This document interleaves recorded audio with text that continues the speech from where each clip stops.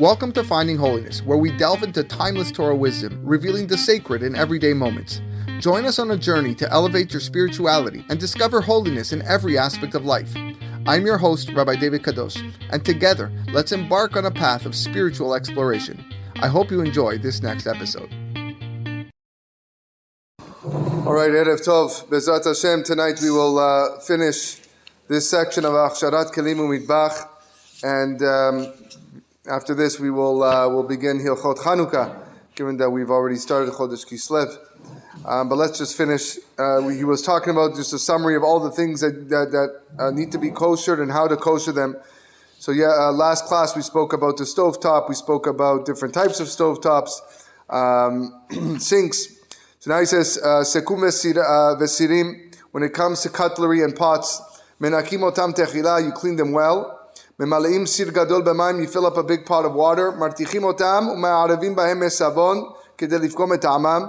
You boil the water and you add some dish soap there that will help spoil any flavor that is absorbed.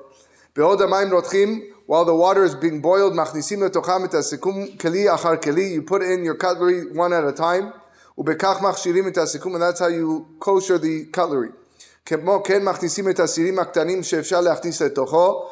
As in addition, that's how you add the smaller pots into the bigger pot. Ubekach machshirim otam, and that's how you kosher the pots. Hachsharat asir hagadol vesirim she'enam nichnasim letocho nipara be'alacha dalet. Okay, we spoke about earlier what happens if the pot is too big. Tanur afiyah, an oven. Menakim et hatanur mishiyareh me'achalim. First you clean the oven, any leftover food or grease. Then you raise the oven to the temperature, the highest possible temperature, about for half an hour. Nowadays we have self-clean, that's usually the best. And that's how the body of the oven becomes kosher. Tavniot, that's the oven racks or trays or things, bakeware. En machshirim, these anything you put food on that is being using with the heat of the oven. We can't kosher that. The reason is because since this requires libun hamur, the highest level of blow torching, and it'll probably be damaged if you put it through that process. We did say bimkom hefsed in the place of hefsed merubeh where there's a big loss. For example, there's no other way of getting any other bakeware, or the prices of it are too high. Nitan leachshiran al yedeh chimuman betanur hachom hagavoa biyoter lemeshek kechatzi sha'a. We said in that shat adchak you could put in the oven at the highest temperature possible for about half an hour. Next he speaks about the microwave, mikrogal. Yesh lachshiro b'shosha shlavim. There are 3 steps to kosher a microwave. Aleph, menakim et she'eriyot ha'ochel she'ulai nutro ba mahmat glisha v'netazim. First you got to clean the inside of the microwave well. Anything that squirted out of food that got stuck to the walls. Bet, magilim et hatzalachat hamistovevet b'mayim rotchim. Then you take the plate that rotates, you got to dip that into boiling water. And gimel, manichim bo tzlochit mayim im sabon. You take a plate or a cup of water with soap. Umechamemim ota lemeshech ke10 dakot al hachom hagavoa beyoter. And you put that in the microwave at the highest heat for about 10 minutes. There is a heat setting on the microwave. Most people don't know that, but there is. You can choose how hot you want it to be. Ubekach machshirim oto, and that's how you kosher it. Me'adim ve'aze'ah shedabku v'nivleu bo be'et hashimush betaref, through all the steam and anything else that was stuck to the walls. That's how you kosher the microwave. Madiach kelim, the dishwasher. Menakim et hamesanenet misheyareh ha'machal sheba. You clean the filter below. That's where all the garbage gets collected. You got to clean that out. And then you run the dishwasher to highest temperature. Both the racks and the dishwasher at one time. Next is the shulchan, a table, and probably a countertop as well. So if the table or countertop is made out of a material that is very sensitive, meaning you wouldn't put hot cookware, out of the oven on top of it, then all you got to do is clean it with soap and water.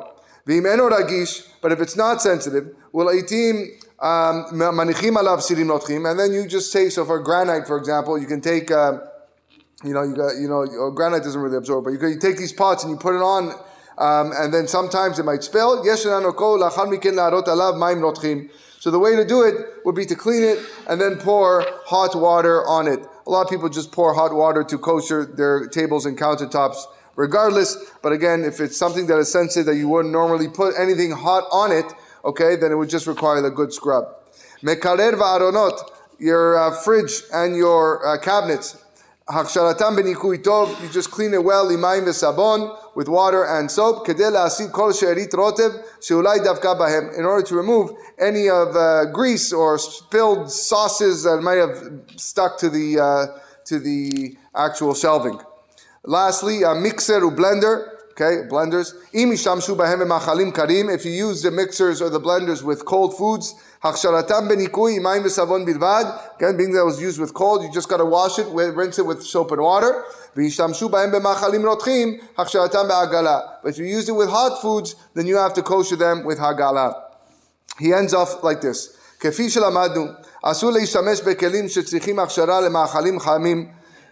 not allowed to use kelim that require hachshara, they require to be kosher with hot foods. Because since you used them, or it was used for non-kosher, sivtah or machalim asurim, if it was meat or milk, vice versa, sivtah Torah lachshiram, the Torah commands us we have to kosher them. Ata nosif, now we will add the following. Shelechatchila, gam en leishtamesh bahem lemachalim karim afilu kederech aray. Right? Lechatchila, a person shouldn't use this this utensil even for the kosher, even derech aray, happenstance. So, for example, I have a meat spoon, but I want to eat my yogurt with it. Okay, and so it's cold, right? So technically, there's nothing wrong with it. But lechatchila, you shouldn't do that. You shouldn't take a meat spoon to eat your cold yogurt with it. That's the example I gave. Or again, a dairy spoon, and you want to use it for chicken soup. Oh no, that's hot soup. Okay, whatever. Something cold. Okay, would with lechatchila, you shouldn't do it, even though technically nothing's being absorbed. Omnam, he does say in pressing circumstances. Someone who goes to a guest house. I got Airbnb, let's say. He doesn't have kosher utensils, and you have no way of kosering your kelim, these kelim that are probably taref.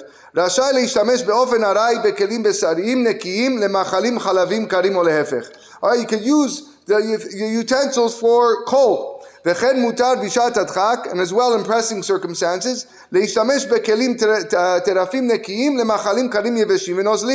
you can take your tray utensils for cold foods that are dry. For example, you want to have a salad.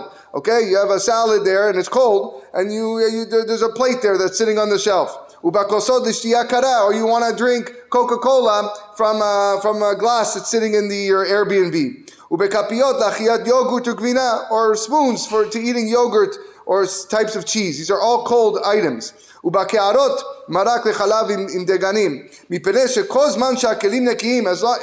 as the kelim are clean, and you're eating cold foods,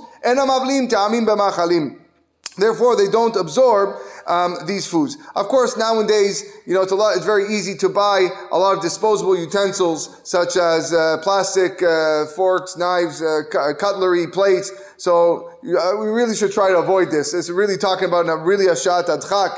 You're in a situation where you have nothing to eat your food with. Okay, then if you can do it, if it's only with cold food, then seder. But again, nowadays with a lot of supermarkets that sell plastic cutlery, although I heard nowadays soon they're going to ban that, so maybe there'll be a different issue with the plastic cutlery. But there'll be some sort of disposables that you can use in order to get this to eat in a better way than relying on this.